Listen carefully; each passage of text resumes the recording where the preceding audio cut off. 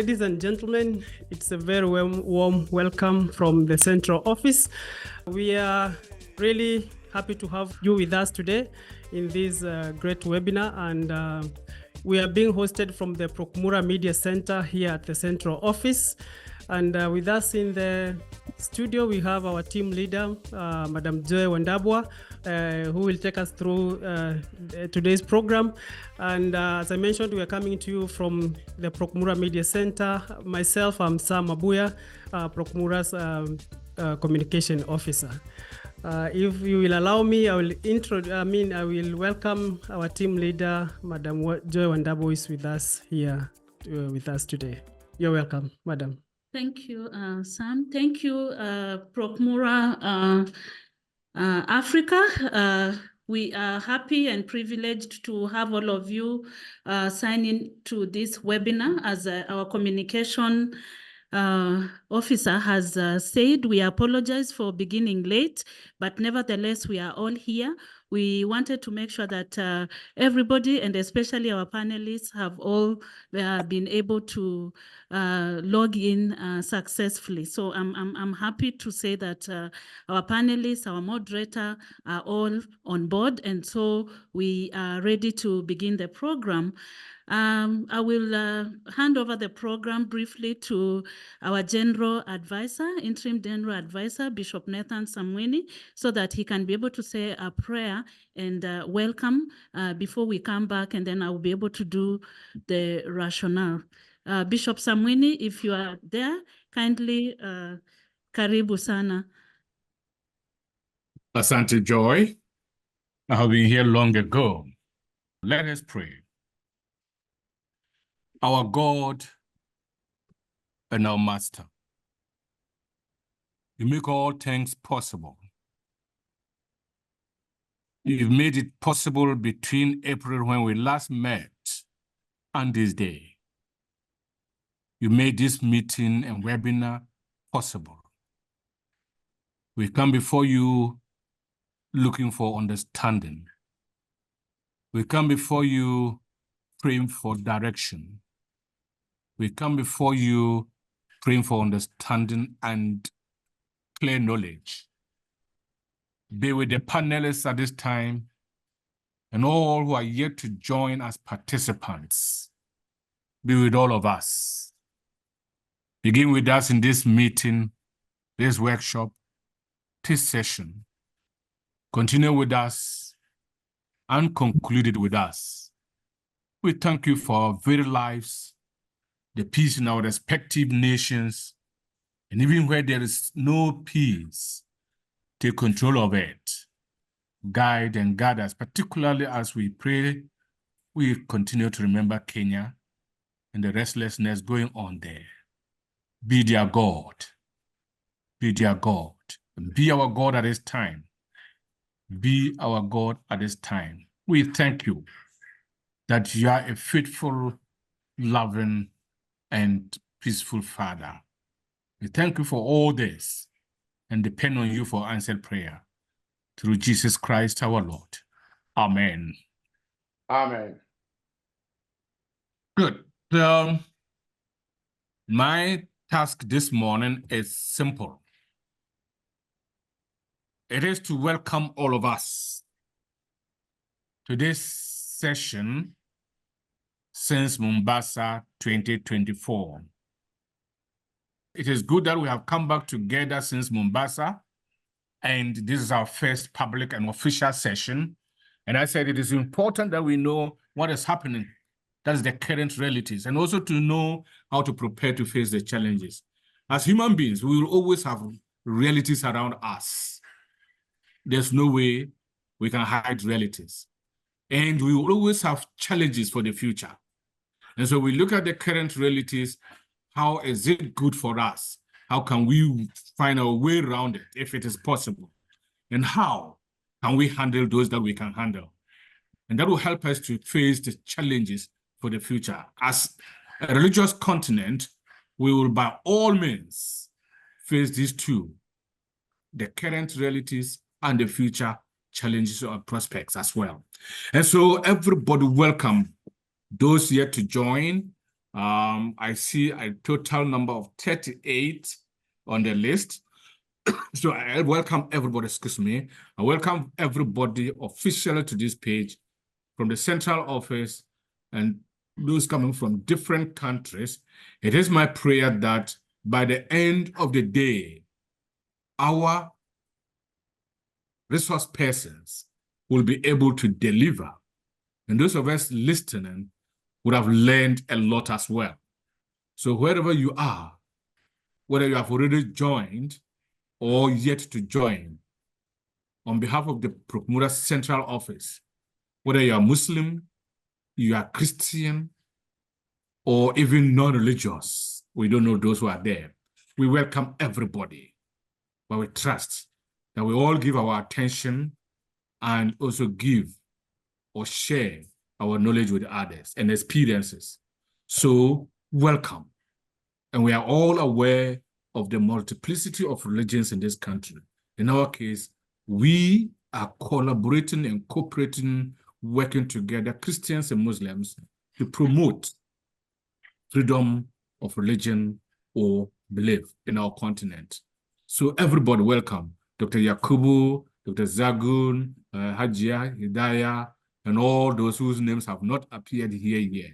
You are all welcome, Dr. Bila, and then the central office staff. All of you, welcome. Thank you very much. So I pause here and hand over to the central office. Yeah. Okay, thank you so very much, Bishop Samwini. And even before we delve into the discussion, I just wanted to remind us that you can keep this conversation going through our social media platforms. On Facebook, you will find us at the Program for Christian-Muslim Relations in Africa. On Twitter, we are at PROCMURA_Prica, and also we are live on our YouTube page, which is PROCMURA Prica.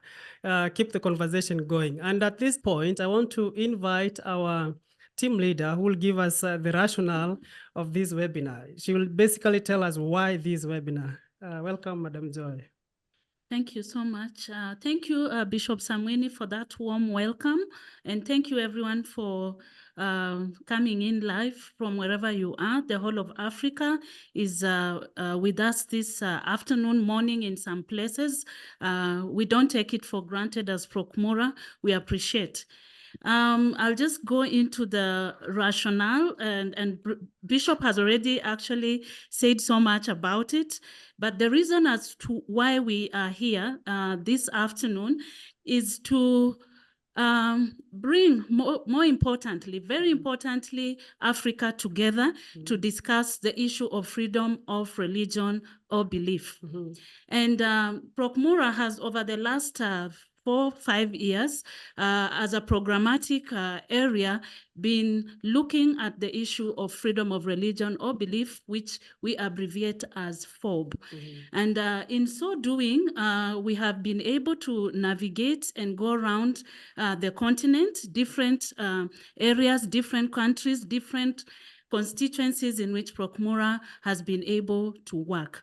But more recently, in about 2 years, PROCMURA began also to coordinate the Sub-Sahara FoRB Trainers Network. And this is a network that is a huge network full of FoRB trainers, what we call FoRB trainers, experts who have been trained on matters of freedom of religion or belief across our continent. The main focus of this platform was to network and bring or create a platform in which these trainers can be able to have a conversation, bringing all of them together so that we can be able to share our best practices, our experiences, our challenges, and so on and so forth, which affects us in our different countries and regions that we work. Because FoRB is live within us, and we experience it differently. So we, as PROCMURA, see it as a very important platform where we can be able to learn from each other, have discussions, focus on what is happening, get to know what is happening in what corner of Africa and on the other side of Africa, even as a religious continent and a cultural continent, because FoRB speaks to all these things. And many of us also have some misunderstanding on FoRB. So part of what this platform is going to do is to help us understand issues that are specific to our countries and also issues that are global for that matter, so that we can be able to understand how do we maybe share our strategies, share our experiences, share our different contexts when it comes to matters of rights, human rights. How does that affect FoRB? When it comes to women's rights, how do women come into the FoRB arena? When we come to youth, how do they also speak or contribute to this platform? And of course, we are guided by religious leaders, because again, PROCMURA is a Pan-African Christian organization stretching a hand of friendship to our Muslim brothers and sisters. And so for us, that is already FoRB. We are living FoRB. But how are we acting and relating with one another? And so that is the conversation, or that is the rationale that we are going to bring forth to the whole of Africa today.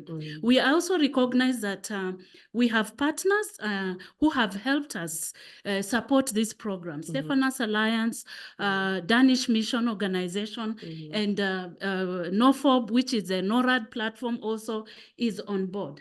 And they are continuing to train members on the platform each and every day. And so we recognize that, for example, between the last platform that PROCMURA created last year, and today we have another more than 100 members who have joined this platform.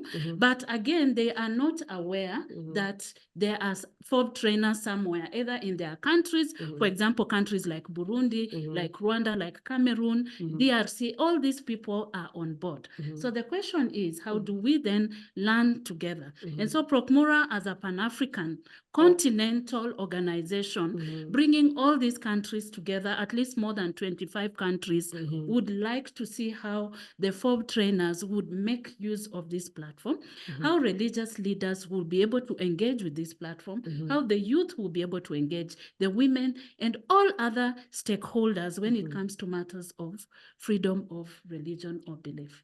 Okay, thank you. I don't want to preempt the discussion that is ahead of us, but I want to believe that looking at the kind of panelists that we have today in our webinar, and because we are on our social media platforms, there are people who are interacting with PROCMURA for the first time, probably. I believe in this webinar, we are going to get to understand PROCMURA's approach as far as FoRB is concerned. I think I'll just let it at that point, and I hand to continue with the program. Thank you so much. But then again, I have the privilege or opportunity to just say something and say who our panelists are. I know that you have seen them on our program, which has been shared on the platform. But again, just to emphasize that we are privileged to have this afternoon with us, PROCMURA consultant, Reverend Dr. Johnson Mbila, who is going to be our chair and moderator of this session. Dr. Mbila is well known to all of us, and I will not do justice to even attempt to introduce him. So Mbila himself is a strong name in the house. And then we have the privilege of also being joined by Dr. Joseph Yakubu, all the way from Nigeria. Thank you so much, Dr. Yakubu, for joining us. Dr. Yakubu is also our continental FoRB coordinator for Africa. Dr. Yakubu, can you use Dr. Haruna Zagun, also our FoRB coordinator, all the way from Ghana, a renowned lecturer in Ghana University. We are privileged to have him here as well. And then we go on to have Ms. Wasie Msioni, who is also one of the oldest, if I must say, FoRB trainers coordinator. Actually, was among the first people to be trained by the FoRB learning platform. It's a privilege to have Wasie join us. And then finally, from our youth, we have Ms. Hidaya Dude, all the way from Tanzania. Thank you so much, Hidaya. The youth are eager and on the platform. We keep talking about conversations of bringing youth on board. So it's a privilege to have Ms. Hidaya with us. And thank you also. We have our translator, Ms. Yoga Lydia, all the way from Burkina Faso, to ensure that the French and Francophone region is also following this conversation. So you can see that Africa is alive today, and we look forward to very fruitful engagements. Asante. Okay, kindly, you're not stopping there. You'll have the honors of inviting the moderator of the day. Okay, thank you again for this opportunity. I have the honor and the pleasure of inviting Reverend Dr. Johnson Bila to give us a small keynote address, of course, to set the pace going so that we can begin. Dr. Bila, you are very, very welcome. Thank you very much. Thank you very much, Joy. I think for many of you, I will always have to say that you know that I have a very lethal voice, and so I speak very loudly. I think you all know that. And therefore, when I speak loudly, just know that that is me, and I can't be anyone else. But first and foremost, for the panelists, Hidaya, Maulid, you are the one that I only met. I think I met you in Mombasa. Is that correct? And that was very briefly. You are the one that I have not interacted a lot with. Why say? I don't know whether I am growing older or you are growing older. But certainly I see you as a young person, even though we have met for very many years. So pleased to meet you. For Yakubu, I now know why you didn't want us to see you, because your library, we would like to steal some of your books, maybe. But very pleased to meet you, Dr. Yakubu. We have interacted a lot. In Nigeria and also outside Nigeria on many issues that we have done that. Dr. Zagun, an everyday person from Ghana, and the things that we do, that you are here. PROCMURA Central Office, the Interim General Advisor, you ask God to help us. God will be with us. I believe your prayer is answered. Now, why are we here? And let me first say some few things. When PROCMURA was going to be established, and the discussions went on in the early 1950s, what came out from the political leaders on one side, but more from the religious leaders? The religious leaders accepted that as time goes on, Christianity and Islam will become the dominant religions in the African continent. And their projection is true. It is. And so what our forefathers and foremothers came up with is that if Africa will have peace and Africans will live in peace among fellow Africans, and that peace will be a peace from Africa but spread all over the world, that it will be when Christianity and Islam, and therefore Christians and Muslims, are at peace. Are you all getting that? That when Christians and Muslims are at peace, Africa will have peace. They said that if members of the two religions become the best of friends, Africa will have peace. But then they added that if the two members of the religions, Christianity and Islam, become the worst of enemies, then Africa will have no peace. You can see the projection as it came up. And so PROCMURA was formed as a program for Christian and Muslim relations. How do we relate? And so when you look at the PROCMURA's statements, it's very clear that all of us have or know about the PROCMURA vision statement.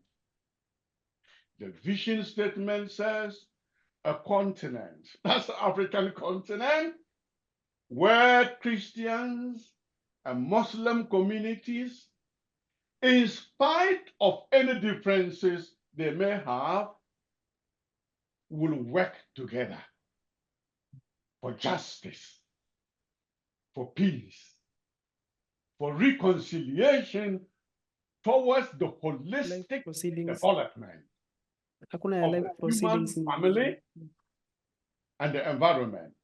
Holistic development. That is the vision statement of PROCMURA. Are we doing that? Then, in the context of what we are dealing with today, colleagues, everybody from the African continent, and those from Europe, North America, wherever you may find yourself, I like to make a statement which is a true statement. And the statement is this: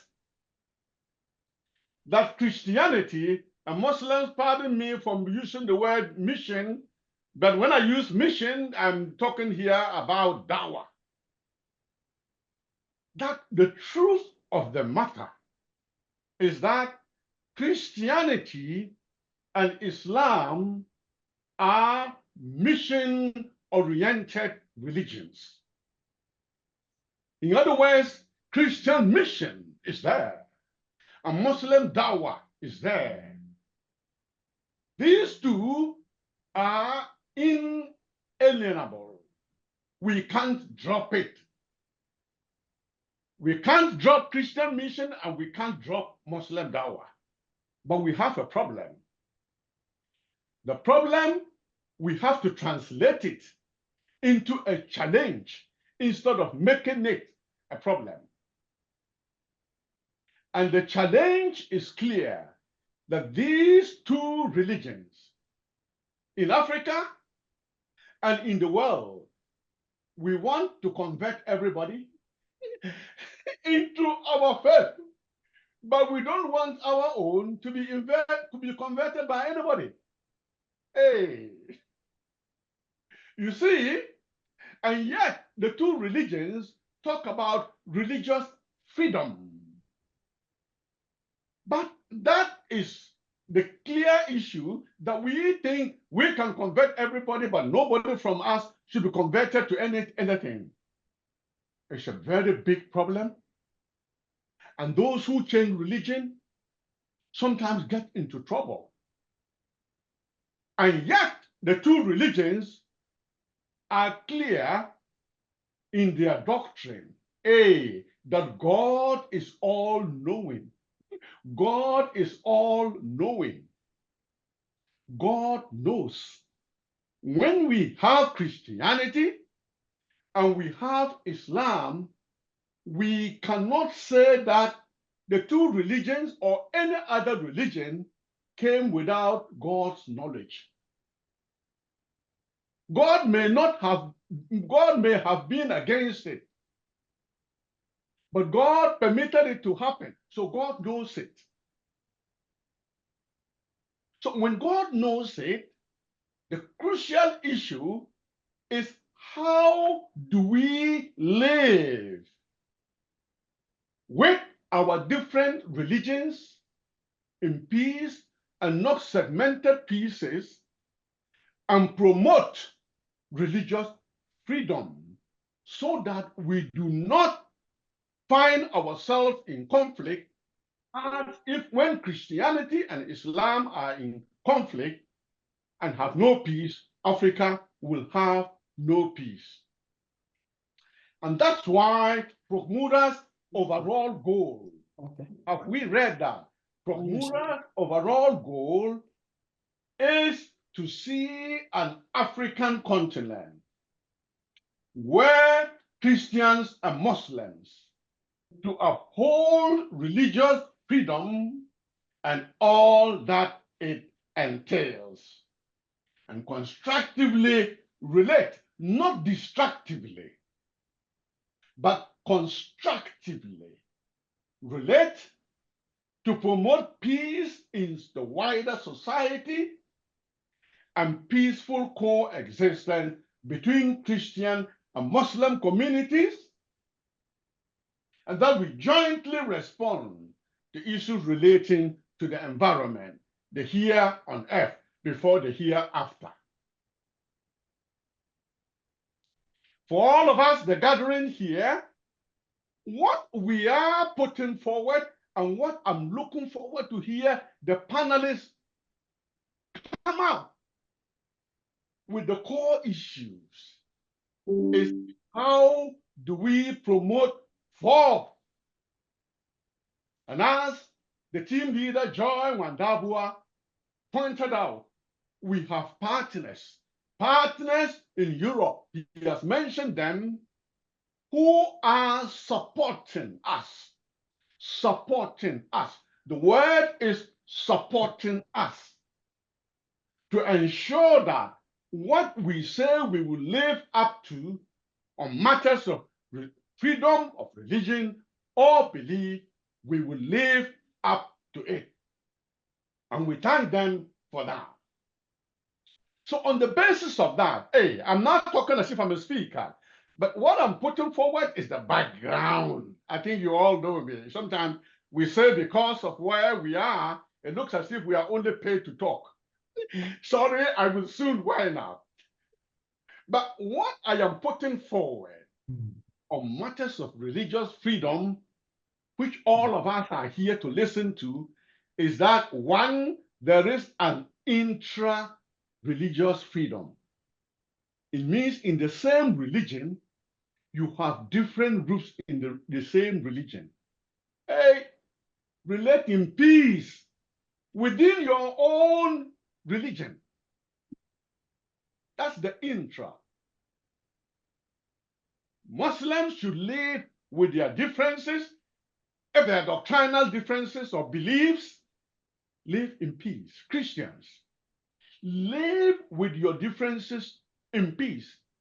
If you have different church denominations, and that means that FoRB, as we promote it, can I say this statement?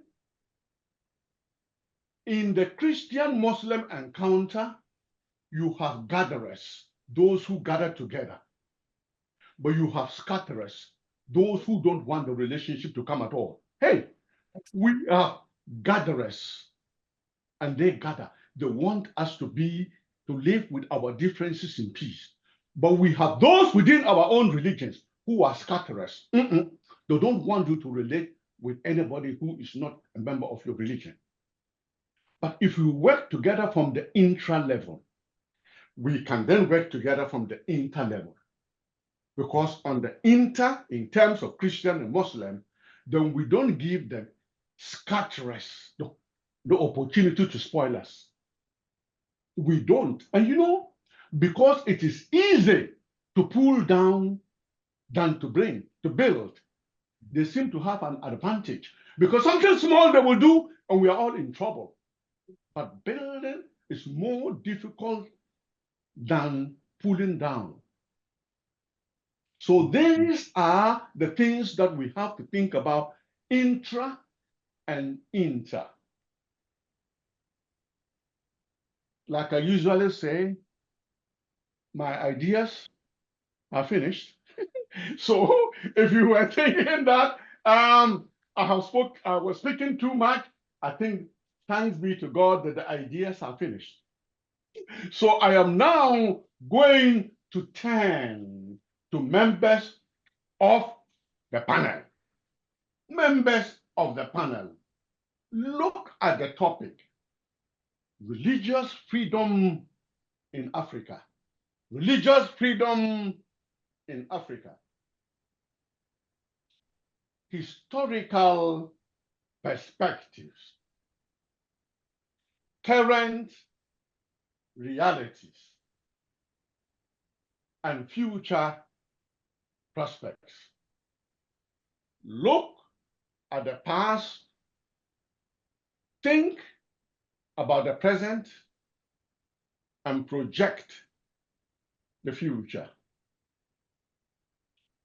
My own general statement is that if there was no aspects of religious freedom in Africa, Christianity and Islam would have been driven out.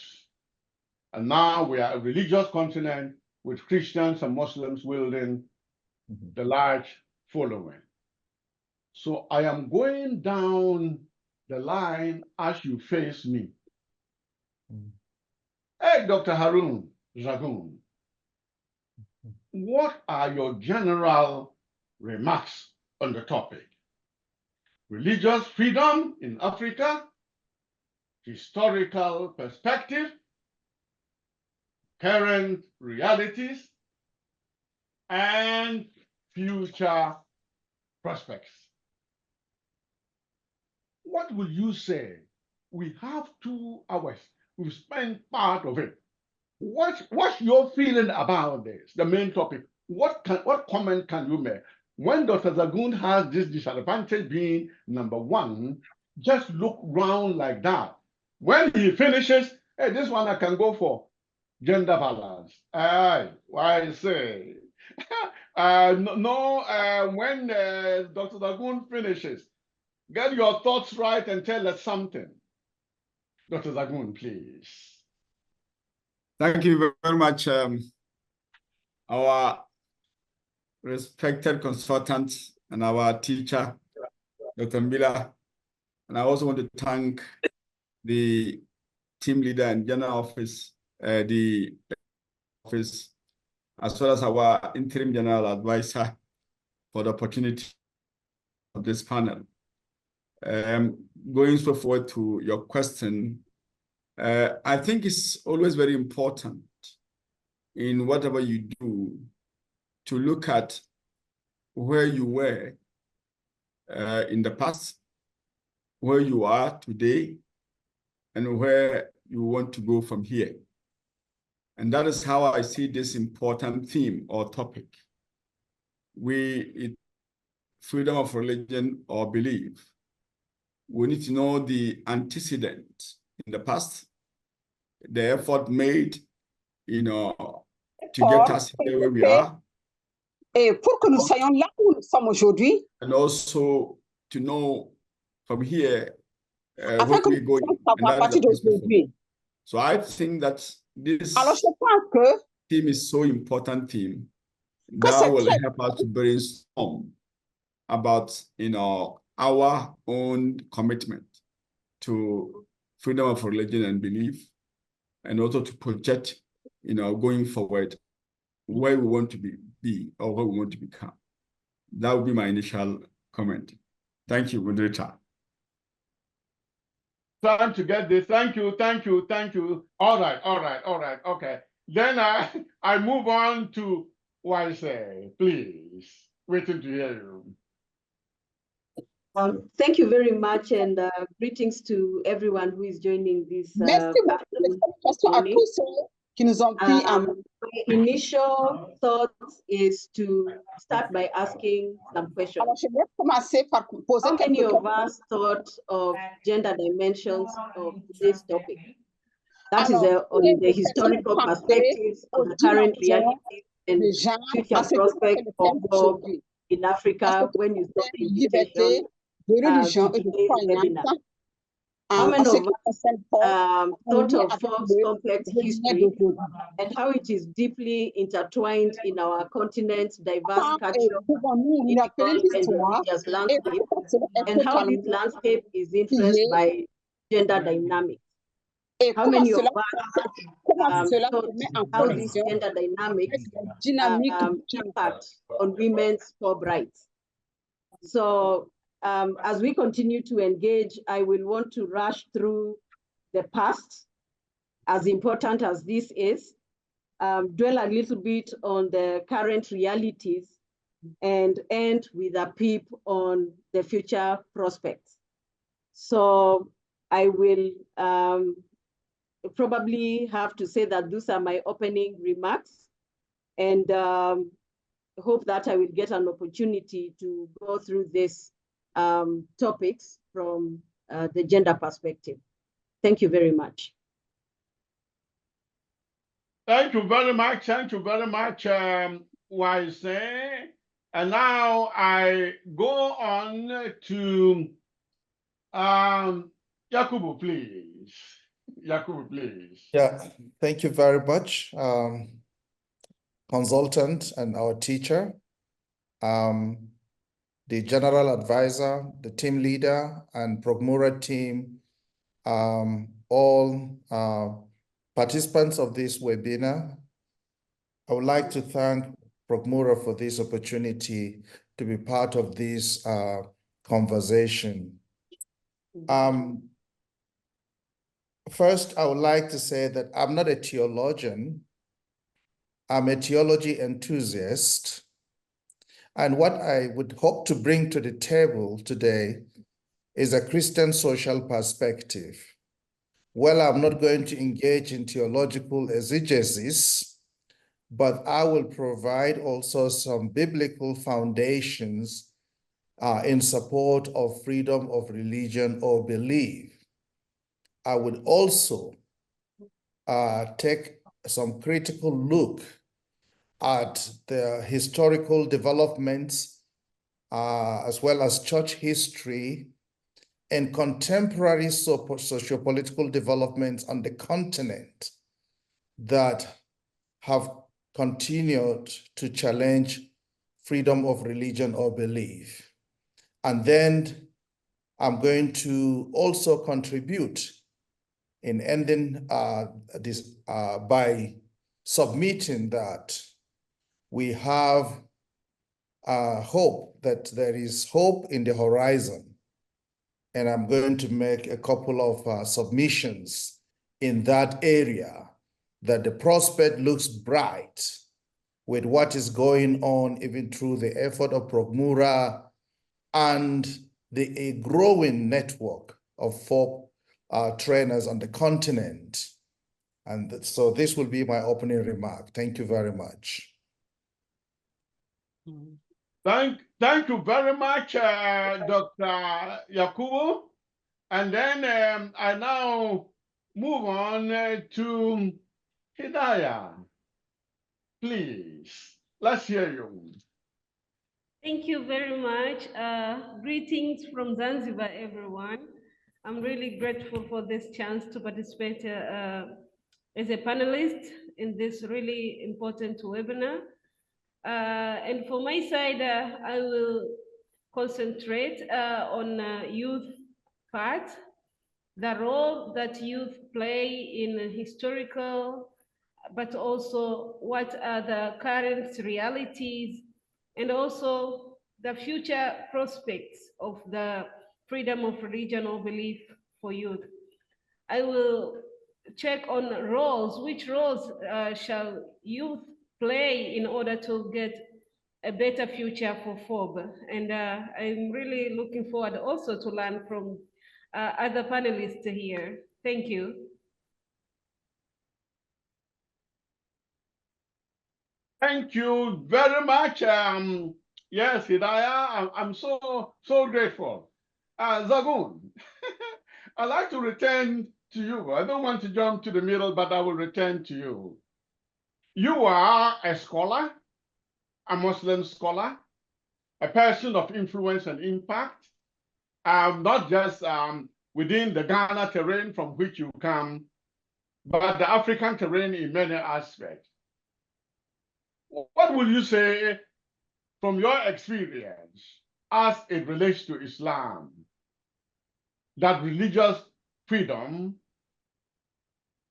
and all that it entails. That's freedom of religion and belief. What is your opinion here from a Muslim perspective that relates to religion and society? Those are good educators. Thank you very much, Doc. First and foremost, I think we've all heard before that Islam as a religion see freedom of religion and worship as a core belief in Islam. And like you said in your intro, if Allah wanted all of us to be Muslims, he wouldn't allow other religions.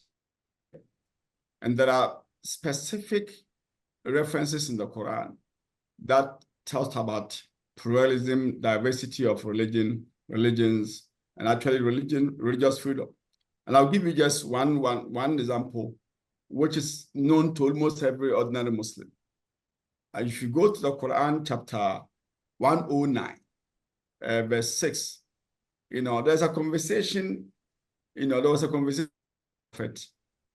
and the traditionalists, the Meccan traditionalists, if you like, they're idol worshippers in Mecca. And to the extent that they wanted the prophet to leave his mission and join them to worship, idolatry. And a verse came from Allah telling the prophet to say, oh, you who are not believers, oh, you who are idol worshippers, worship your Lord, and I also worship my Lord. Okay? Don't worship. I will not worship your disbelievers. I will not worship your Lord, and you should not worship my Lord. And at the end of the day, the Quran says that lakum dinukum waliya din. To you your religion, and to me my religion. In an explanation of this, many say that to me your religion and to you your religion, to mean that Allah has accepted that even idol worship is a religion that must be respected. And in fact, if you go to the Quran talks about the fact that don't even worship people, insult people who worship idols for them to get opportunity to worship, to insult your Lord. And again, the Quran asks the Muslim to go out there and interact with others who are not like them. So if you go to Quran chapter 49, verse 13, there's a concept called ta'aruf. And ta'aruf means making effort to know one another. And Allah in that particular verse, Allah talks about the fact that he created all of us to be able to know one another. Lita'arafu, to know one another. Very critical, and that one another doesn't mean just Muslim knowing. It's actually talking about humanity, that you have to, as a Muslim, you will need to interact to be able to know other fellow human beings and to be able to work with other fellow human beings for the beauty and the peace of the world. And so I don't think there's any Muslim scholar well-trained who will argue that Muslims are against freedom of religion or belief. Islam talks about freedom of religion and belief. And again, in the Quran, I know our moderator, that the describe Christians as Ahlul Kitab, Christians and Jews, Ahlul Kitab, the people of the book. And I keep on challenging people. There is nowhere in the Quran that Allah has used infidels or disbelievers to Christians. The Quran. Anytime Allah wants to call them Christians, he calls them the people of the book or Nasara. Okay. And so that mentality within the Quran tells us that as Muslims, we must know that not everybody will be a Muslim and nobody be a Muslim, but we are here to serve humanity, and that we must also collaborate with to ensure that the human race has the best on this earth and the hereafter. So much. You have really simplified the issues and made it very clear to us, and I'm so happy. Hey, now let me move on. I think why say? Let me say something. Is there something you will say to build on this and bring in the aspect of women? How do you see this whole question of religious freedom and belief as it relates to women with the African continent and so many things that do come up? Hey, because I'm a man, I have to be very careful. But be open and tell us, what is it that you think on matters related to women and anything that you would like to add on that? I say, let's see what you have. Thank you once more, moderator. And I would like probably to start looking at this with from the colonial or pre-colonial period. And when we look at that period, it was a time when traditional African religions played a central role in social and cultural fabric of any given community in Africa.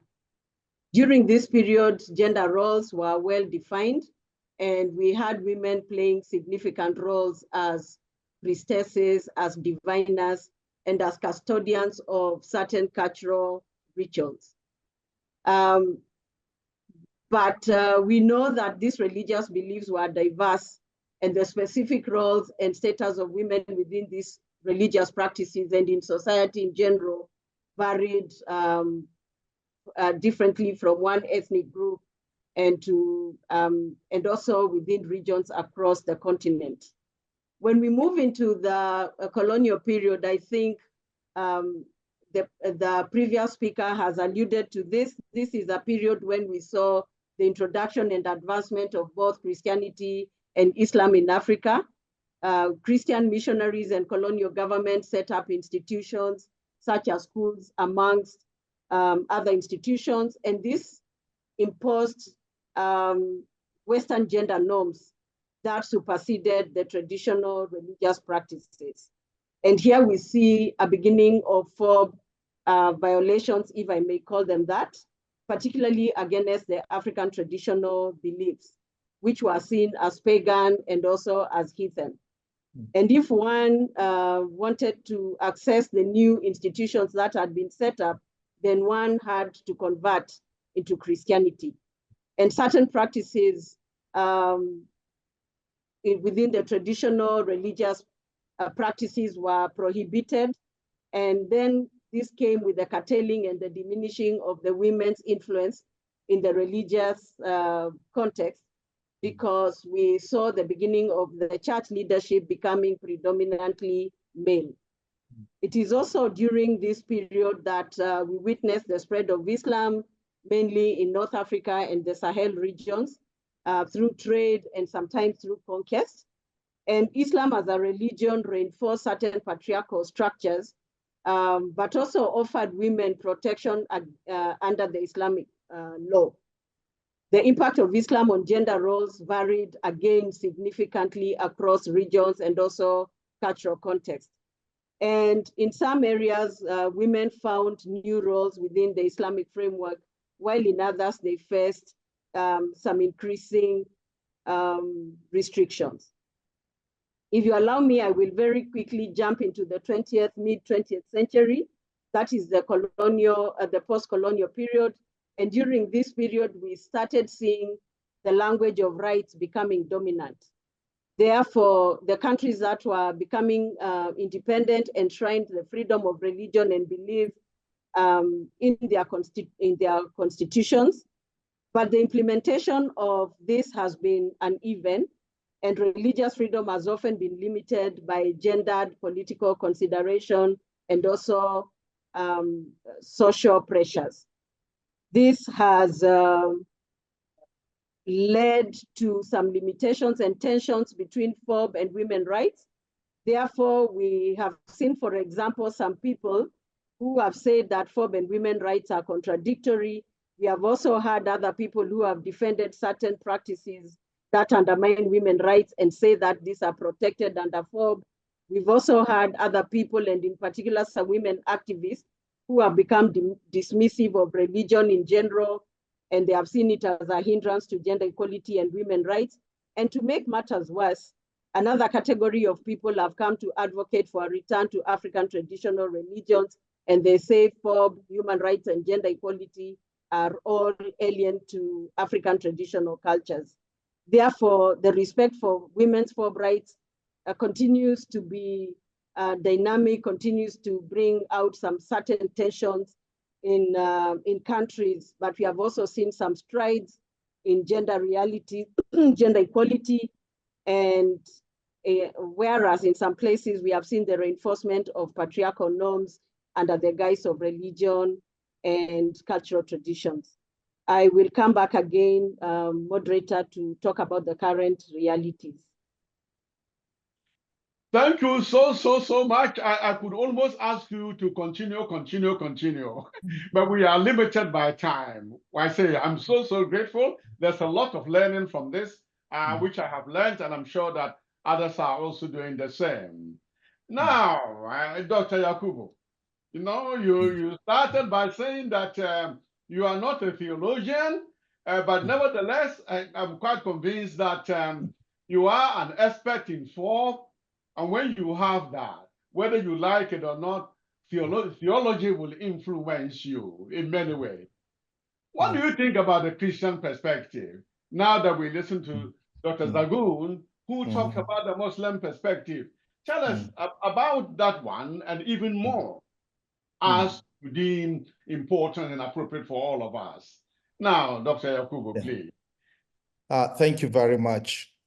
Let me also say that I'm among the social scientists who are trying to bring back religion into science, because a lot of the concepts that we take for granted today have their root in Christianity, and social science simply appropriated and secularized those concepts.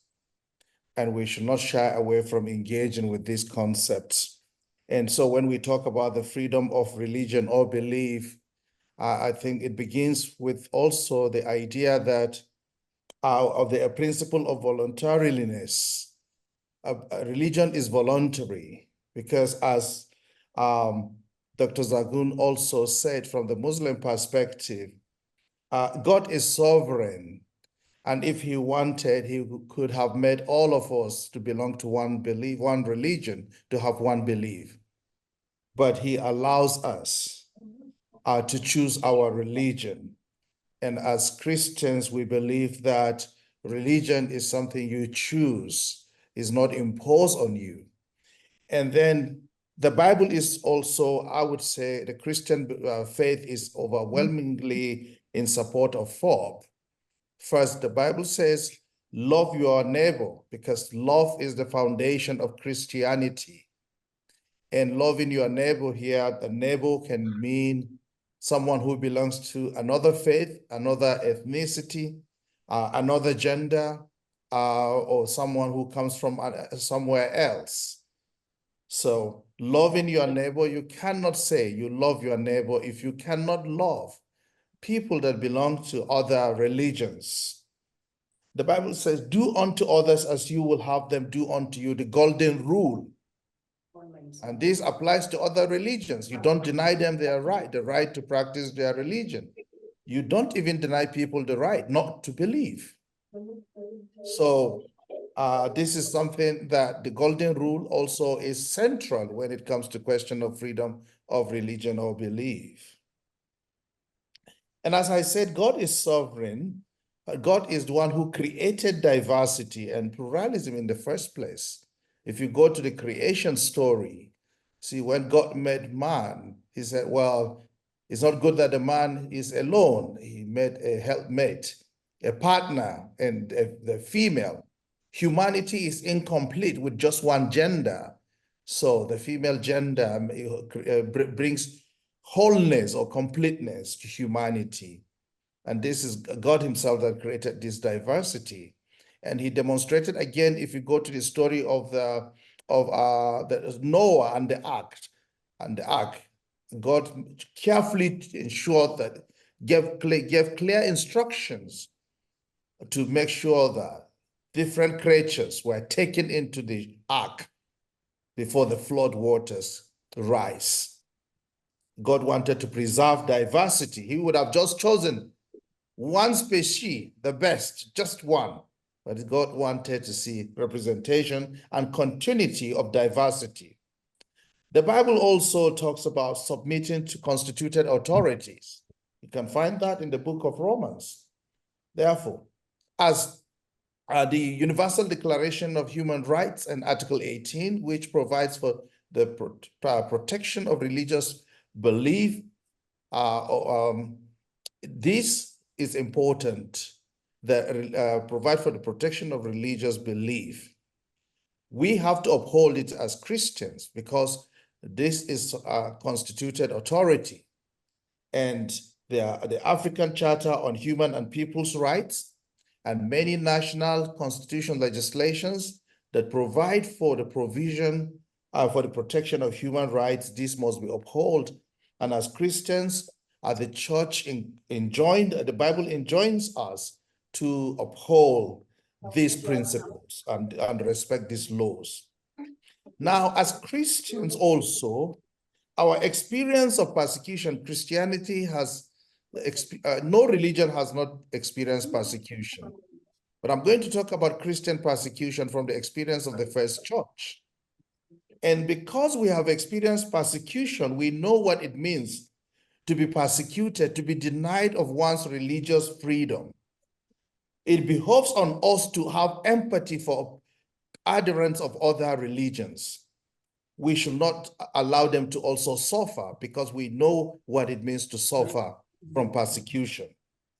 Therefore, it is in the interest of Christians that we should be concerned about also the persecution of other religions, that we should do whatever is possible to protect religious minorities, advocate for freedom of religion or belief of all faiths, and not only when Christians are affected that we are able to speak.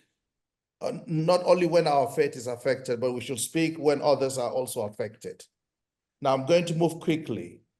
Now, if you look at church history, Christianity also has had its hands soiled. You will see the checkered history of the church. We've seen events also where freedom of religion has been undermined. During the medieval age period, we look at the Crusades. The events before, during, and after the Crusades, freedom of religion also became a casualty. The 30-year war from 1618 to 1648, where we see also clash between Catholics and Protestants. Again, this is a classical example of assault on religious freedom. Fast forward, during colonial times, as our sister spoke, we saw also that religious freedom also suffered. In the first place, African traditional religion was at the receiving end. Most of our colonial time Christianity promoted disdain towards African traditional religion. African traditional worshippers were described as pagan savages. This is something also anthropologists also encouraged. And this attitude we see carried on by Christians even during post-colonial period. Now you come to also the period contemporary times.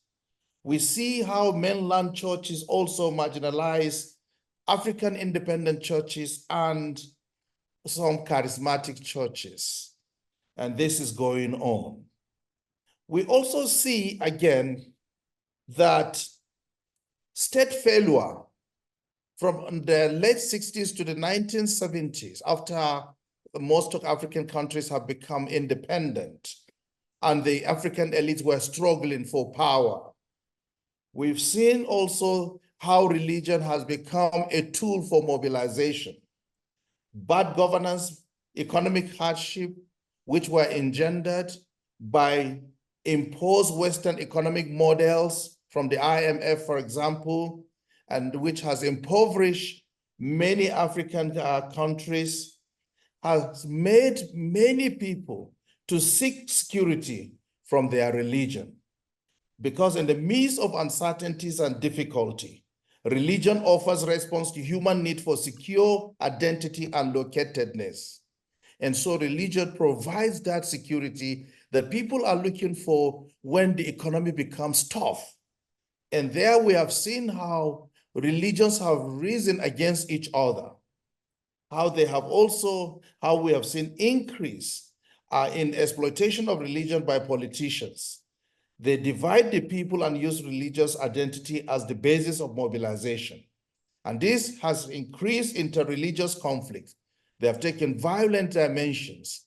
I live in a country that is a case study for this, where Muslims and Christians have killed thousands of each other from 1999 alone, when the country returned to democracy. We have also seen resurgence of religious extremism on the continent. And this is also partly not an isolated incident. It can be linked to also the Cold War, going back to 1979, for example, when the East and the West were also vying for influence. And we see also, for example, in Afghanistan, where the Soviet Union and America were struggling also to increase their influence. Later on, this gave rise to extremist groups like Al-Qaeda. We have seen after the 9/11 also how this has affected relations between Christians and Muslims. And we have seen wars that have taken place in Afghanistan. And we've seen this extremism spreading around the world as a wildfire. Now, the challenge has been, what is the church response to religious extremism? To be sure, religious extremism is not just typical within Islam. Christians have also a fair share of religious extremism. But also, in the post-9/11 era, the question was, what will be the appropriate response of the church to Islamic radicalization and violence? And in most cases, the church has not been able to have a historical perspective of what was happening. The church rather took a historical approach, and hence this resulted in increased tension between Muslims and Christians, because Christians tend to see, oh, I see your hand, so I'll just stop here. So anyways, I will stop here, but this is just a background to look at the historical perspective from a socio-political aspect of the whole development of the situation of religious freedom or belief in Africa. Thank you. We have listened to Dr. Yakubu, and you can see that this whole question of religious freedom, freedom of religion and belief and all that it entails, that it doesn't require a 2-hour presentation for us to cover it. It can have the whole day, if not days and months. But what has been mentioned and come up is for reflection, and reflect on it we will do. Now, Hidayah, you are the ones, we usually will say within PROCMURA and everywhere that the youth are the ones who will take over from us tomorrow. And therefore, we will have to behave today better in order for the youth to take over. What is your thinking when it comes to freedom of religion or belief as it relates to the youth? What will you say about that?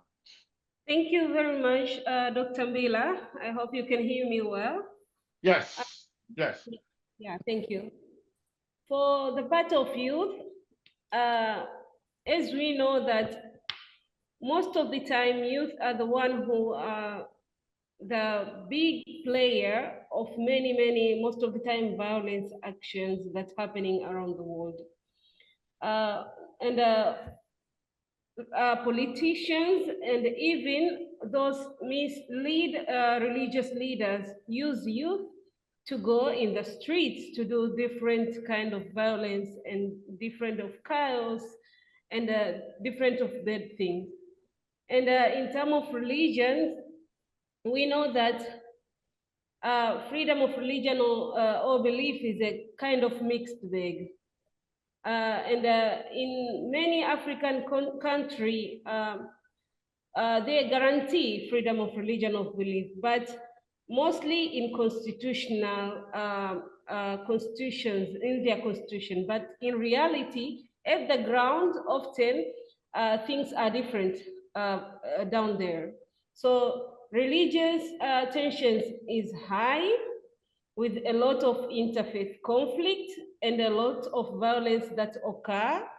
For example, in North Nigeria, Boko Haram, and if you look in those groups, another example is Al-Shabaab, most of them are youth. So they are really playing a really big part in this conflict.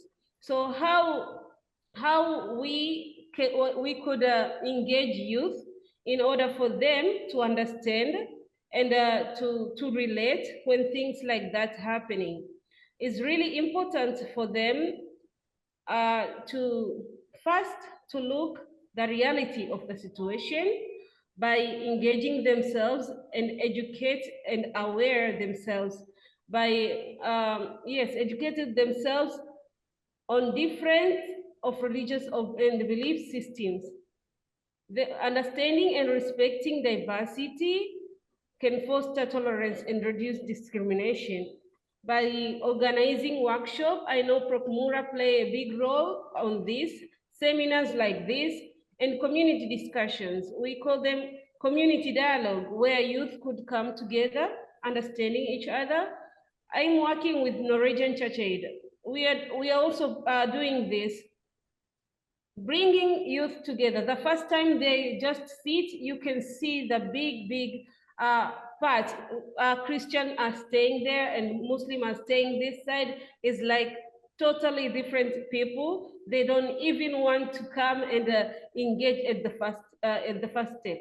But after you give them, you educate them, you give them knowledge, give them chance to work together about freedom of religion or belief, then you can see they could come together and work together and form a really good friendship and a really good relationship in their community. So to get education for youth is really important. Another one is advocacy and activism. Engage in advocacy to promote religious freedom and challenge discriminatory practice. This can include participating in leading campaigns, working with organizations that focus on human rights, and using social media to raise awareness.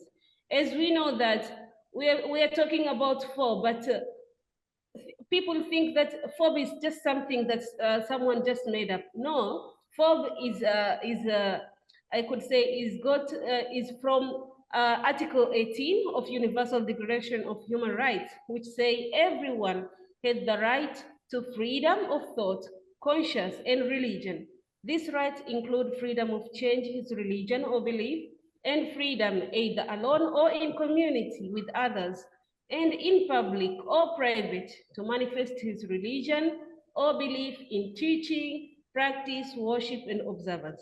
So it's not something that just someone wake up and come with it. No, it's from our Universal Declaration of Human Rights. So when youth get chance to understand it, it's like, is my human right? It's not something that just Hidayah came with it. They understand and they start to practice and live in a FoRB, freedom of religion or belief. But also community engagement. When youth are engaging in different community activities by just volunteers, it's really important for them because it's like they are acting directly in their community. And that is where they could see that I could live, I could give my humanity to someone. It doesn't matter if they're from my same religion. And when we're doing this community engagement, while teaching youth about freedom of religion or belief, it's become more easier because they could volunteer, practice in the community, but also understand I am practicing the human rights here by engaging in the community, helping other people without looking or considering that they must be from my religion or from my faith. Yes. And another one I could add, if you allow me, support and solidarity. Stand in solidarity with individual and group facing persecution or discrimination based on their faith and beliefs.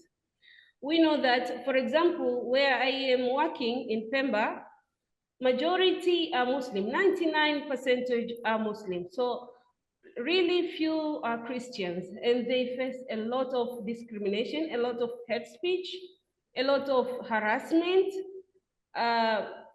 on the transport, public transport, sometime on the market. So if you live in a solidarity, if you stand and support for solidarity by understanding other group and stand for them, all the groups which are facing persecution, it will be really important because they will provide support and also amplifying their voice, and they can help address injustice and build a more inclusive society. For now, I'd like to stop here. Thank you.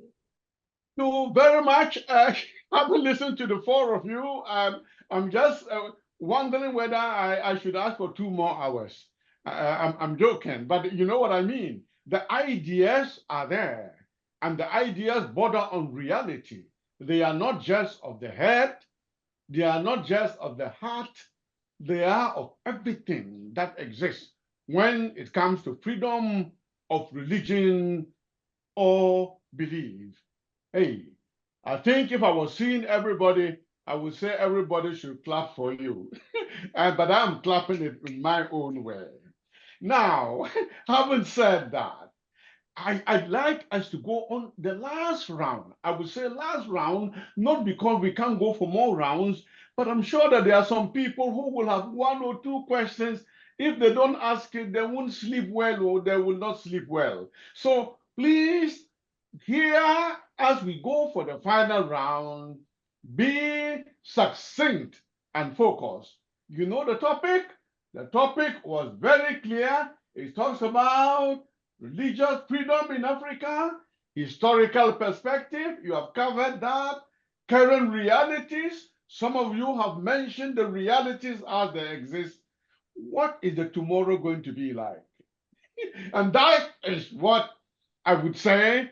If you say something even about the contemporary, we want to see about the future. Where are the future prospects? And where can we make the tomorrow better than today? How do we do that? Hey, Zagun, can you give us some ideas, please? Thank you very much, Moderator.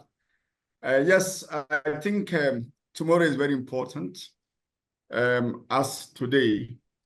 But again, getting a legacy for, the generation even yet unborn is very critical.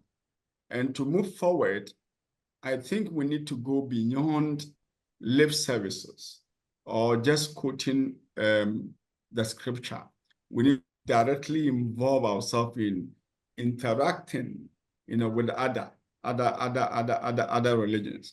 We need to have a kind of project, practical project that we do so that we can leave that legacy for future.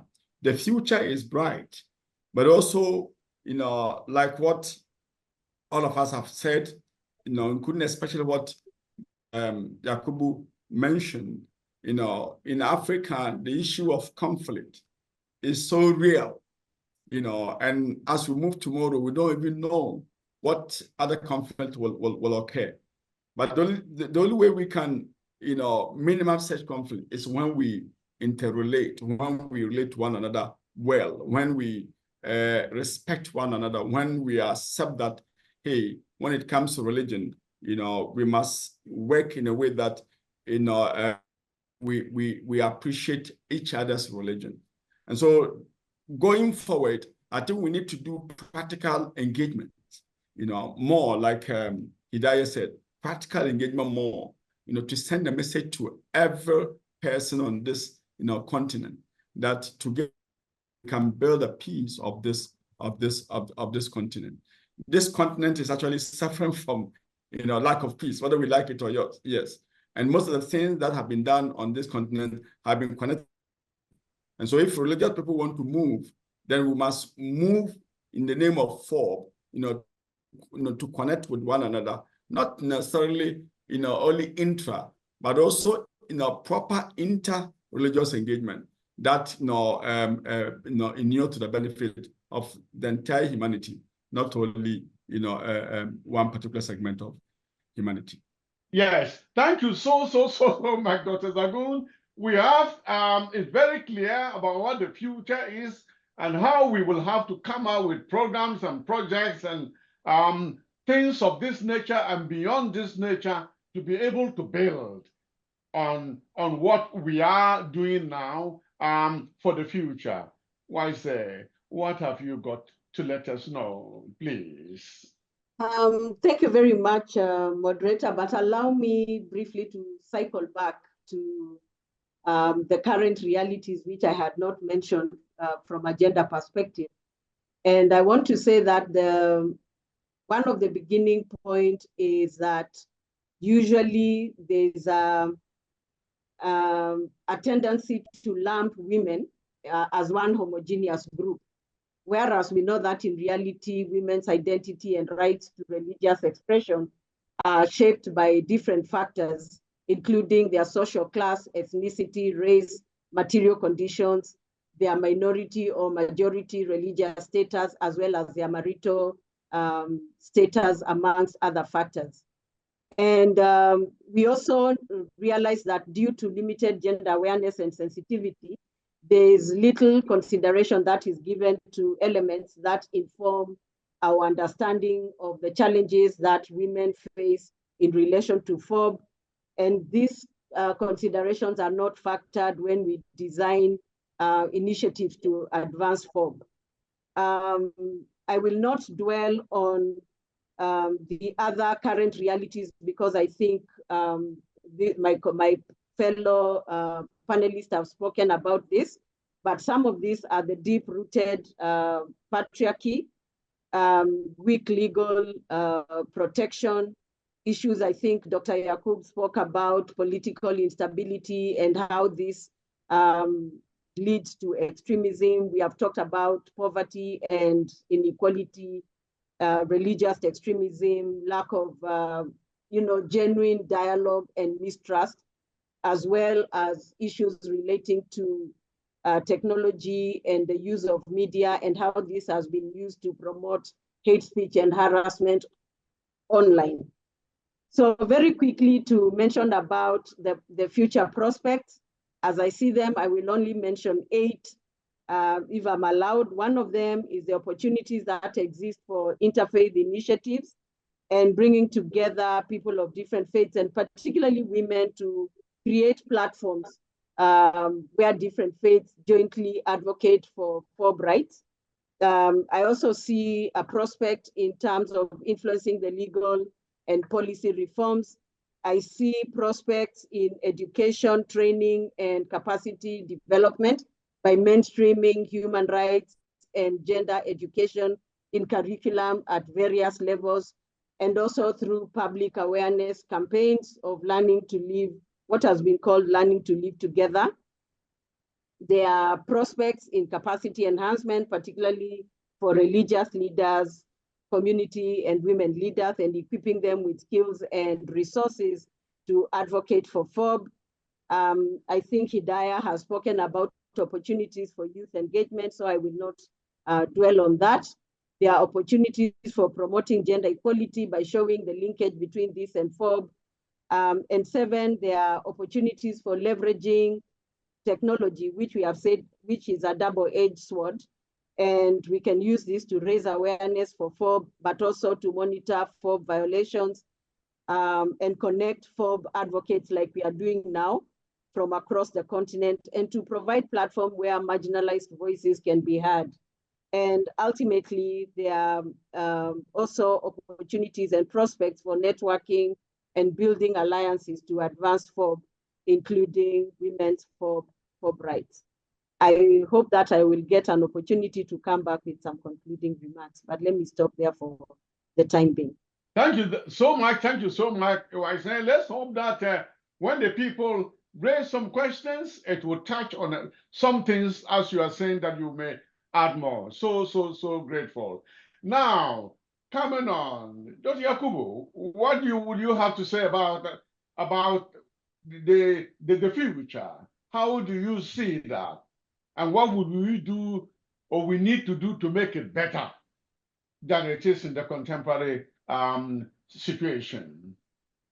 Thank you very much. I will begin by saying that I see a reason to hope, an idea to hope.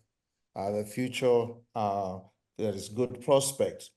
Having said that, I also want to say that I define hope in the St. Augustinian sense, that hope, St. Augustine said, hope has two beautiful daughters. Their names are anger and courage. We need to be angry and uncomfortable with the current realities, but we need to have the courage to do something to change it. That is it. And I want to submit that the growth of ecumenical movement on the continent is a positive development for FoRB. And I see it provides also a platform for engaging intra and inter religion collaboration, especially on the Christian side, working together also, recognizing also that our understanding of peace must be holistic. The Christian understanding of peace, shalom, is a holistic one. It is based on 4 quadrants. That's 1, peace with God; 2, peace with or within oneself; 3, peace with others; and 4, peace with the environment. And I think this is what the PROCMURA vision encapsulates. And there is a strong basis of moving our ecumenical engagement also to reach out to our Muslim brothers and sisters and working together with them. And I would like to say PROCMURA provides also a great platform. We have many reasons that can bring us together.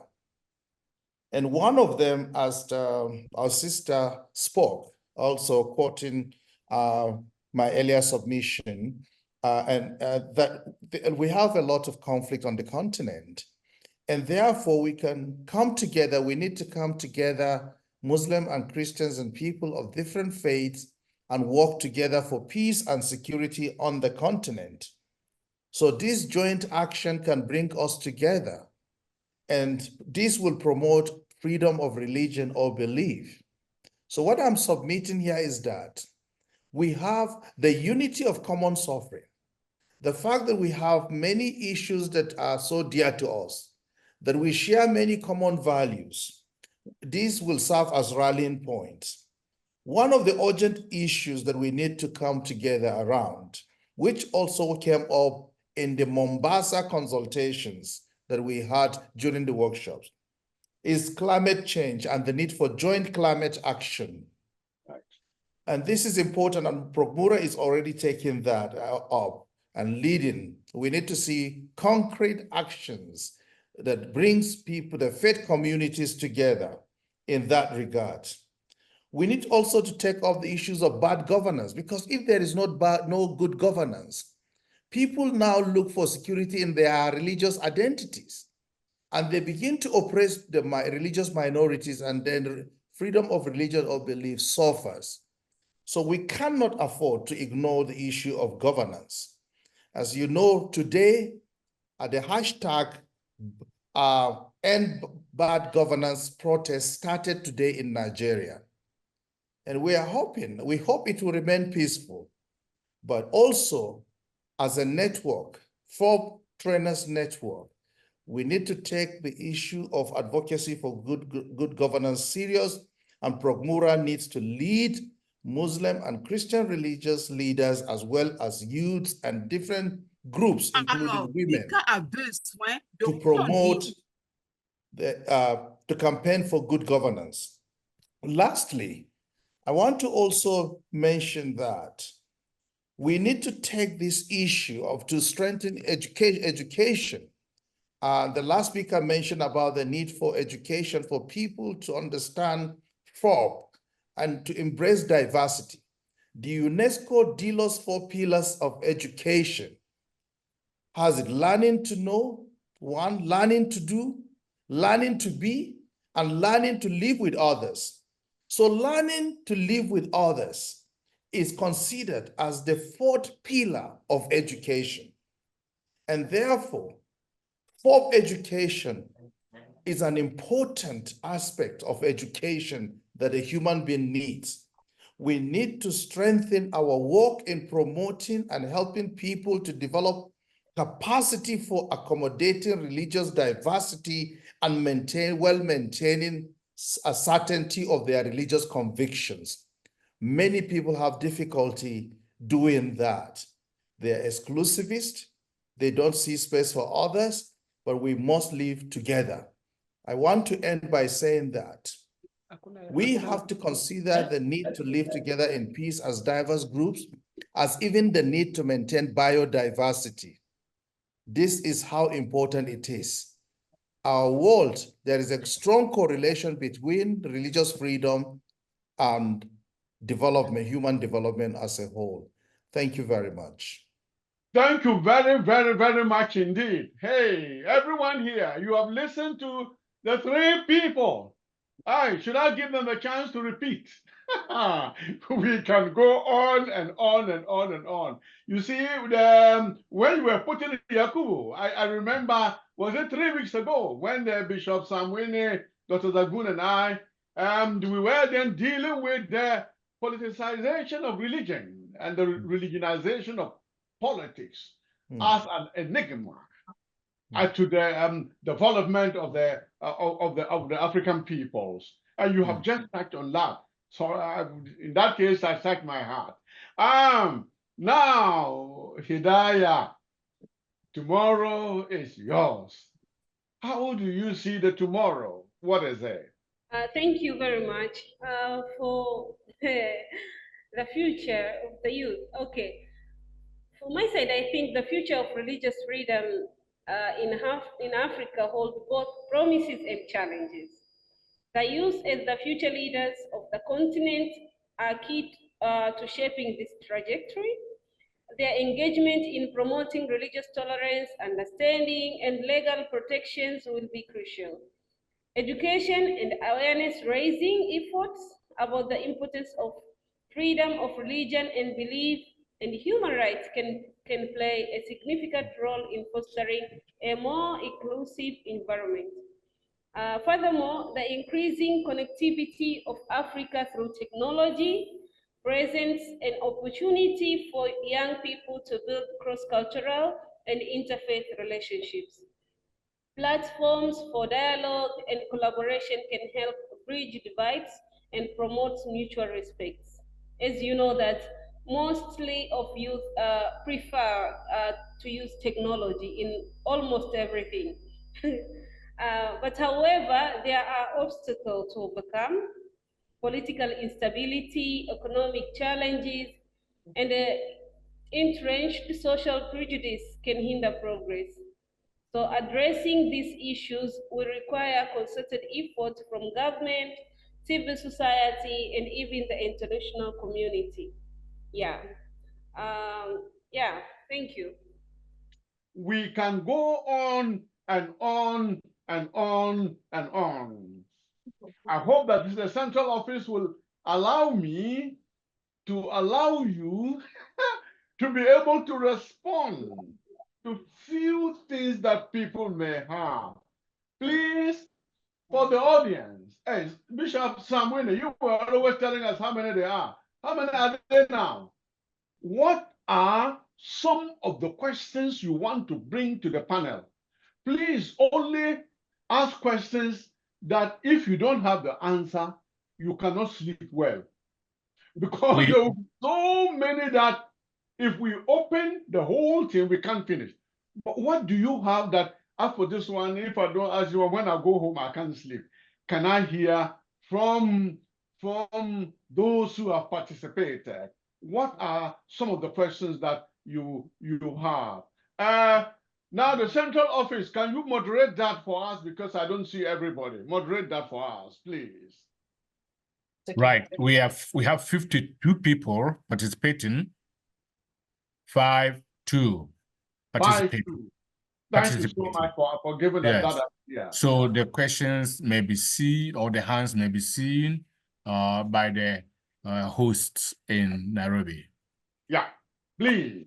We have John Joseph, who is joining us from Nigeria. Kindly just unmute and ask your question. Thank you very much, PROCMURA, for this all-important discourse. Thank you, our panelists, for doing justice to the topic in question. I have a question to ask. Please, I have heard closely all our panelists, and again, thank you for the justice to the topic. At what point does your freedom of religion infringes on another's religion, on another's freedom, sorry? And secondly, quickly, how can we differentiate between religious freedom and religious tolerance or intolerance? Because these are closely related and one can easily misunderstand one for another. What are the differences and what could be the similarities if they are different? Thank you so much. Members of panel, I think you have heard the question. Who will want to respond to it first among the members of panel? Who would like to speak to it, please? Okay, so moderator, I want to try. Please, you go ahead. Good. Thank you very much. The brother who asked the question about where does someone's religious freedom ends, but I agree with you that where your religious freedom ends, somebody's religious right also begins. But I think that religious freedom doesn't end until all of us have agreed that we have the inherent right, to have religion of our choice, to practice religion of our choice. And again, in the practice itself, we must appreciate one another that we do that will affect others negatively, will avoid. And indeed, in my opinion, anything that you do in religion that actually affects somebody negatively, that cannot be a religious activity. And so we must be always mindful about what we do, that affects, other fellow human beings negatively. In recent time, people have been talking about, for instance, Muslims, across cities, across towns to do prayer. And throughout the prayer, they will use a mic, and it creates certain, lack of comfort to those who are sick. And I said that, yes, the only thing that the Muslim, may want to do is that azan, the call for prayer, which is just about 2 minutes. But when you have finished call for prayer, I don't see why you should use them, to conduct the main prayer when all those who are praying are in. And it's not allowed for any, Muslim outside to follow those who are inside, to pray. And so once the azan is done, and even the azan, it should be within certain, noise, pollution locality that you can do. And there are laws, for instance, in Ghana that, are tracked against noise pollution. We have to allow those laws to work and make sure that others are given their rights as humans. So that will affect the other human being cannot be religion from the Islamic perspective. Religion, because the focus of Islam is how the human tribes. Human is worried or concerned about your activity as a Muslim. You must check. So at any point in time, we must respect one another and make sure we do within a remit that will not disturb the other. I mean, that is a show of respecting the rights of everyone. Thank you so much, Dr. Zagun. I think that you have basically answered the questions as it is. And since there are many hands, unless there is something particular to add, I'm sure the questioner question has been answered. That's the way I would look at it, so that we can give opportunity to Ayuba. Ayuba Assam. Ayuba Assam, come and ask your question. Ayuba, please. Okay, as Ayuba prepares to come, we also have some reactions in the comment section. As Ayuba is coming, we have Scholar Kilu who is saying thank you very much for the wonderful presentations. This is very important. We also have Felix who is saying this is very important, the training and awareness for the people to develop the capacity to accommodate diversity is critical and in context. Thanks to the great speakers. I hope by now Ayuba is up. Ayuba. Okay, I can see Ayuba Seibu Sultan. Or is it Sultan finished? Seibu Sultan, please. Yeah. Let's hear you. Hear me? Yes, yes. Yeah, thank you, Dr. Johnson, and all my thanks to the panelists for the wonderful presentations regarding the topic. As he said, I am Seibu Sultan, based in Bamako, Mali, and I work in a FoRB project focusing on freedom of religion and beliefs. So in our work, one of the main challenges we face is that religious leaders from Muslim and Christian sides in our context think that the non-Muslim and Christians are people without religion. So in regard to traditional believers, and they are not ready to collaborate with them in order to promote freedom of religion and beliefs in its entire dimension. So my question is for the panelists, as for actors, what will be your advice for us in order to see how we have to advocate in order to help religious leaders to accept over traditional believers to come on board and act for promote freedom of religion and beliefs in our context in Mali? Thank you. Thank you so much, Saibu. Yes, you have expanded it, which is very good indeed. Now, members of panel, who will want to respond to this? Waiting to hear. Which of you will want to respond to this one? Dr. Yakubu, you want to try?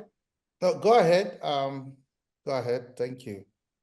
Go, but Moderator, I didn't get the last bit of the question that he asked. What he is trying to find out, you know that in the African continent, it's not just Christians that we have. Yes. We have Christians, we have those of the primary religions, the one that we refer to as African traditional religions. Practitioners. When we talk about religious freedom, where do we put them? Where are they? Are they included or are they not included? And what are the challenges that are there that has to be adhered to? And remember, he's speaking as a person from Mali. Yes. Thank you. Now, it's a very important question. And even as Muslims and Christians saying, we know that most of our traditional enclave is actually controlled by our traditionalists. And so we need to navigate around how to also live with them peacefully. And it has been said that in Africa, African traditional religion has been so tolerant. That is why you see Islam and Christianity flourishing. And so we need to engage them, even though we want to use the gospel, which is mainly in the Bible and the Quran. We also need to deal with our African traditional religion in a way that the peace to live and also to practice our religions. So I think before even Muslim and Christians can engage, they will need to engage, the leaders of our various, towns and villages, because they are the custodians of the land. So I think that saying that as we engage, we'll engage them as well. But because we are dealing with of scripture, the special relationship that exists between Muslims and Christians must be deepened so that we can also bring these people along. All the things that Dr. Yakub, all the things, I can find them in the Quran. I was amazed to hear all the things he was saying. Definition of peace. That's what Islam defines peace. The definition he gave, that's what Islam. So we have many things in common that if we are united, then we can also come along with our African tradition that are not inimical to our religion. And if that are inimical, we need to live with the people peacefully so that we can also have the peace to our religion. Thank you so much.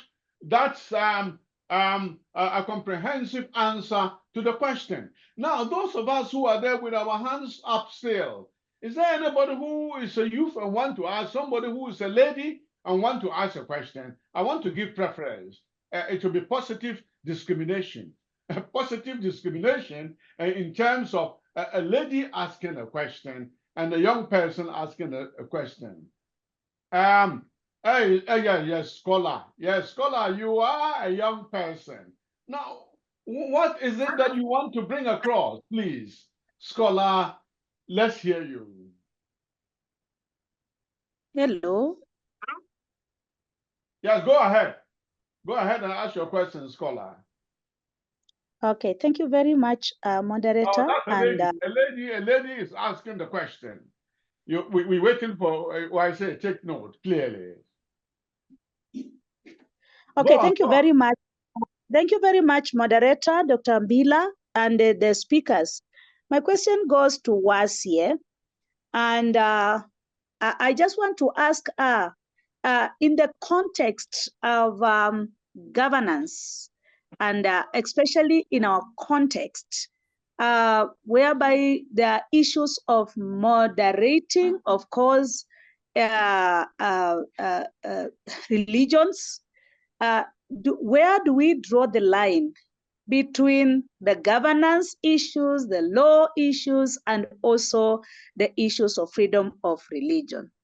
My friend, you heard it all. What scholar is asking? Please, can we hear what response you have for scholar, please? Thank you very much, Dr. Mbila, and thank you very much, scholar, for asking this question about governance. I think the starting point is to look at governance from the perspective of the legal right and also the policies that are put in place in specific contexts in relation to women's rights, including women's FoRB rights. So where we have poor governance and where we have challenges with issues relating to governance, we are also going to get women's rights also getting compromised in those situations. So we cannot separate political, social, and economic governance from women's rights. So probably in a short way, that is the only way that I can answer that, that there's a correlation between the level of governance and the practice of governance and how that pertains to women rights.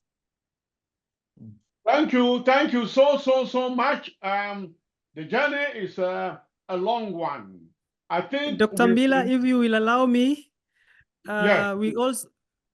we also want to take care of our brothers and sisters in the comment section, and we have a question from from Reverend Mackey, who is joining us from Liberia, and he's asking a very important question. He's asking, how can African countries balance the protection of religious freedom with the need to address religious extremism and conflict?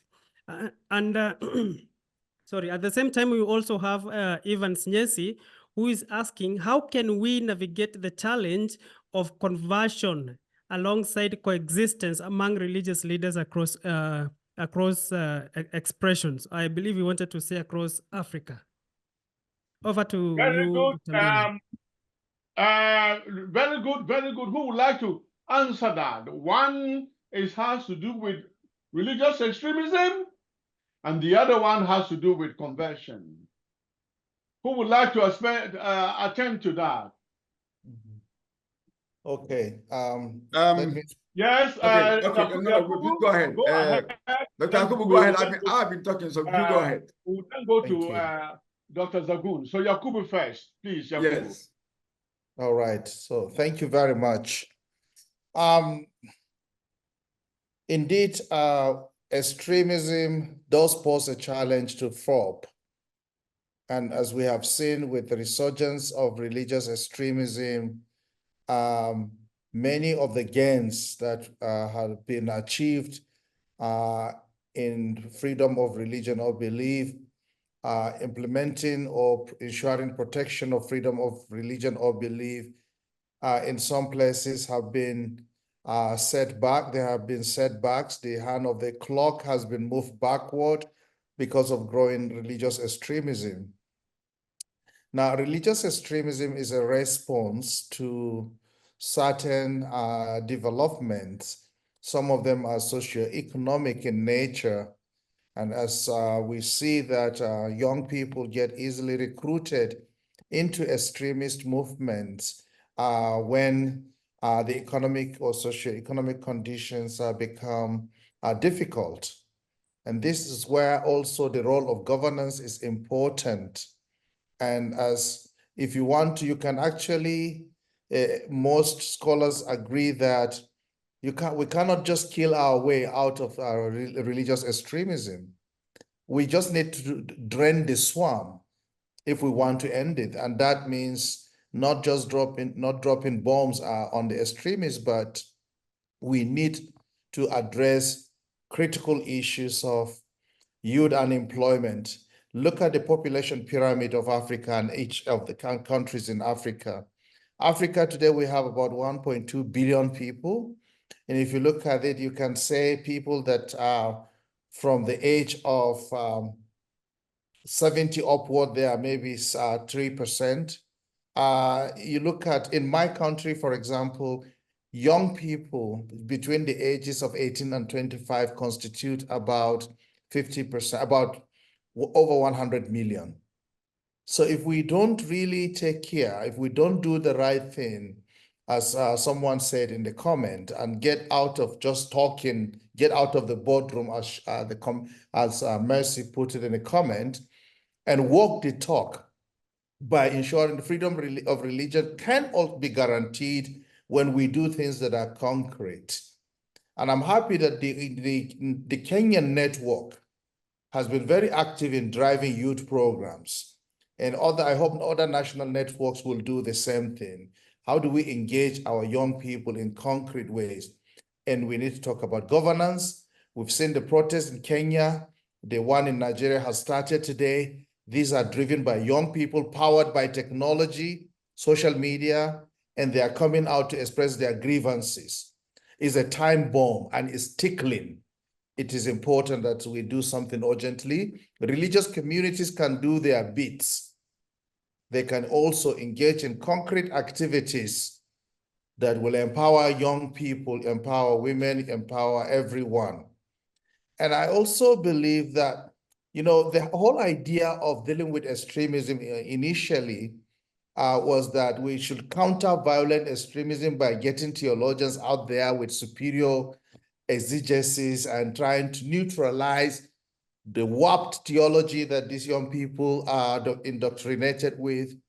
Well, that's not bad. That theory of change is okay, but it falls short of our expectation.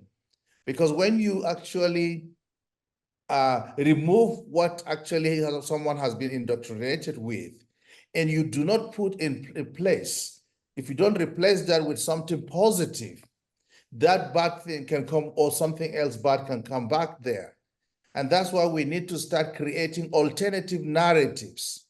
And by creating alternative narratives, I mean practical ways that young people can gain perspectives in life, not just talking, but practical ways. And I believe that if we do that, it's going to help. Time is really running out. And as we see, many of the conflicts today in the world are identity-based conflicts. They have their root in socioeconomic condition, of course, but you will find that religion implicates or is implicated in such conflicts. And therefore, if we don't take it serious, this is not going to just go away. We need to do something urgently to address the issue of religious extremism. Religious extremism will go away when people have food on the table. Religious extremism will go away when people have something meaningful to do. Religious extremism will go away when groups, including minority groups and faith groups, feel a sense of belonging and recognition in any context. So religious extremism is just a symptom of some underlying problems that we must frontally address in order to deal with that. Thank you so much. Before Zagun comes in, we want to hear what he said. Wase, please, it's you that we want to listen to, and then I will come to Dr. Zagun. Wase, please. Yes, I was saying that I wanted to write on what has just been said, that apart from dealing with socio-economic and political pull and push factors that drive extremism, I think we also need to establish platforms where people get to know one another. I think extremism builds on fear, and that fear is exacerbated when we don't know who we are talking about. So we have this animal that we are afraid of, which we call the other. And when we otherize the other person, then it is very easy for us to attack them. So just creating those platforms of people coming together and learning and doing things together, then we can start countering extremism. Thank you very much, Zagun. What do you have to say? Yes, I associate myself with all what has been said on extremism, but I want to add that, you know, extremism begins with radicalization, and radicalization normally occurs when on people who are ignorant about the other, who are ignorant about issues that are happening. That is why I agree with Madam Wasi that we need to educate. You know, some even do the act of extremism just because they don't know, you know, what is out there. To do much of education as well. But I agree with all the things that have been said. The issue of good governance and the issue of putting food on the table are very critical. But there's other question about conversion, which I think that conversion, if it happens and an individual is free to religion, is fine. What I don't associate with FoRB is coercion. No, people should not be coerced to actually convert to any religion. That is the key point of FoRB.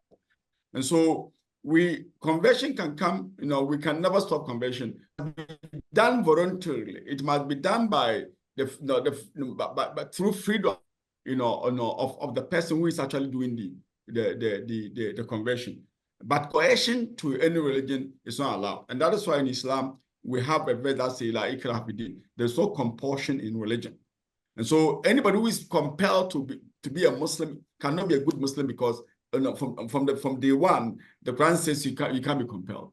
People should not be compelled, coerced to be, but conversion is a product that can come into. And again, the focus of PROCMURA should not be going there to convert anybody. We want to associate. We want to know one another. We want to get to know, each other's, others' religion, and to know, how we can help together, help, humanity to grow. But in the line of that activity, if somebody willingly say, I want to become a Christian, I want to become a Muslim, there shouldn't be any coercion. If once the person does that, fine. So I don't see any kind of friction between conversion and the work of FoRB. Right. Thank you so much. The central office. Now, the media people, we have had 2 hours and 30 minutes now. Should I wind up? Yeah, go on from the central office. What think IT people. Yeah, we are coming to the end of this, so I think we should be winding up. But even as you prepare to wind up, I think I have a comment here, very important, from someone, Aishetu. He's saying, thank you, PROCMURA, for this educative space in the context of committed advocacy and freedom of religion. You will agree with me that trust is crucial in achieving the agenda of mutual peace and togetherness, to leverage on the unity and peace that we are talking about. Now, how do we strategically package and galvanize the expected trust from across divide of both Christians and Muslims in relation to FoRB? Maybe I throw it back to the panel or Dr. Mbila as we prepare to wind up. Yes, as I prepare to wind up, what does Martins want to say? Martins, what is it you wanted to say? Thank you so very much, Mr. Moderator. I appreciate this very discourse this afternoon, and to be very quick, all thanks again to Dr. Yakubu for what he said. Just recently, we had a FoRB discussion here in Nigeria just last weekend. And part of the discourse centered on governance, the activity of politicians. And Dr. Yakubu did mention how government has infiltrated religion and is using it to perpetuate what is happening. Now, my question is, most of the politicians we talk about are Christians, Muslims, or ATR. PROCMURA is doing so well by bringing in women, bringing in youth, bringing in the clergies to do. What is the position of PROCMURA to bring in politicians who are even Christians and Muslims and other religions to help us galvanize, talk about this, discuss it, so that they don't get the religious, the novice, those ones that are really don't know the religion, to get understanding of this? That is my question. What can PROCMURA do to avert this? Thank you so very much for giving me this audience. Now, if I pass this, listen to the panel, we will have a long one. Do I summarize the things and we go on? The central office, you are dealing with it. Yes, please, you can summarize, Dr. Mbila. Very good. What was the first one that the person asked? It was about galvanizing the issue of trust between Christians and Muslims in relation to FoRB. Okay, you have reminded me. For the last 2 questions, just in terms of summary, we have listened to our speakers, and they have spoken out and spoken very, very well. You know that this is only stage 1. It is, as it were, an inaugural one of getting together. There will be more of these in the future. From what I understand from PROCMURA, and the Interim General Advisor has sat in throughout, and I'm sure the PROCMURA Central Office as well. So more is going to come.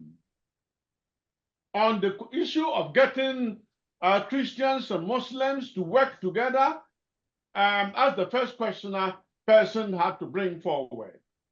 And we will have to think about issues related to country focuses.